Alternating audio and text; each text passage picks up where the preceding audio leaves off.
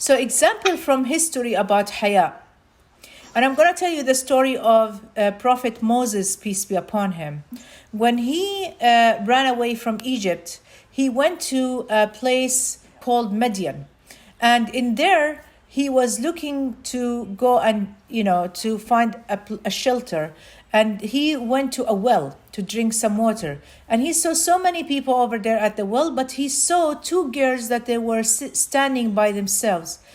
And they did not do anything. So he approached him and he said, is there anything wrong? Can I help you with? So one of them, she said that, we're waiting for the other shepherds to go so we can come and get some water for our sheep and, we drink. And our father is a very elderly man. He was a very old man. So what he did is he helped them out. He brought the water for them and then he sat under a tree far away from them.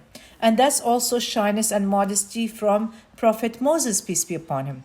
And then Allah subhanahu wa ta'ala says, and then one of the two women came walking shyly up to him and said, my father is asking you to come so that he may reward you for watering our flocks for us. When Moses came to their father and gave him an account of himself, he said, don't be afraid, you have escaped from those wrongdoing people. He was talking about Pharaoh and his people in Egypt. So when the woman was actually when she was leading Moses to her father, the hadith saying that she was walking behind Moses.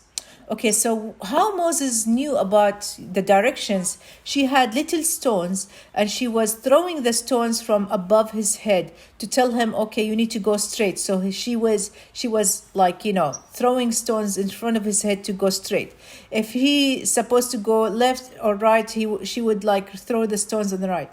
Now, I know this is a little extreme, to do that, to stand behind the man so the man wouldn't see our figures and things like this, which is good. But this is one of the historical, stories about haya and modesty. Also, some of the examples is Aisha radiallahu anha is one of the wives of the Prophet, peace be upon him.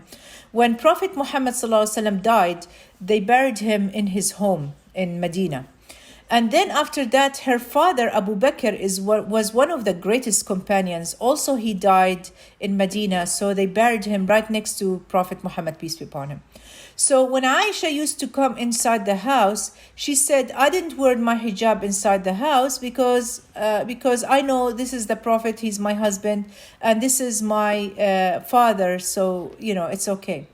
But then Umar ibn al-Khattab is a second companion. He also died. They buried him right next to the Prophet on the other side. So she said, once they did that, I stopped coming into the house with my hijab. Although Umar ibn al-Khattab is dead, he probably not seeing her. But it's a shyness from her that she knows that there is a strange man who was buried in that area, so she would wear her hijab, so she wouldn't like be shown or anything like that. And that's just like a modesty from her, of course. So there are so many, of course, examples of haya, and there are so many books talking about this.